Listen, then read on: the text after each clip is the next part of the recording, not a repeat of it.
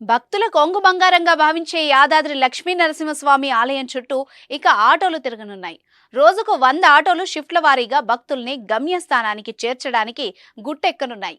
Auto డ్రైవర్లకు ఇచ్చిన హామీ మేరకు ఈ నెల 11 నుంచి యాదగిరిగుట్ట కొండపైకి మొదటి ఘాట్ రోడ్ మీదుగా ఆటోల్ని అనుమతించాలని నిర్ణయించారు. గజం కేవలం 500 రూపాయలతో 1210 గజాల భూమి కేవలం 6 లక్షలు మాత్రమే.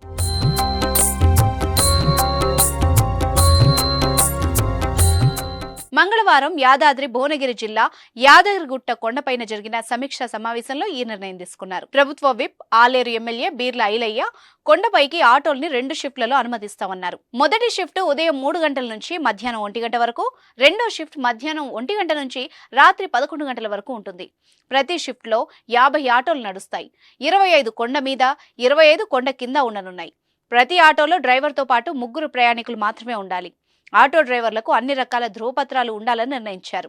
వారిపై నిరంతర నిఘా ఉంటుంది. ఇక ఆర్టీసీ బస్సులు యథావిధిగా భక్తుల్ని కొండపైకి చేరుస్తాయి. యాదగిరిగుట్ట లక్ష్మీ నరసింహస్వామి పుణ్యక్షేత్రంలో పురాతన సాంప్రదాయాలు పునరుద్ధరింపబడ్డాయి. కొండపైన భక్తులు టెంకాయలు సమర్పించుకునేందుకు శాశ్వత ఏర్పాట్లు జరగబోతున్నాయి.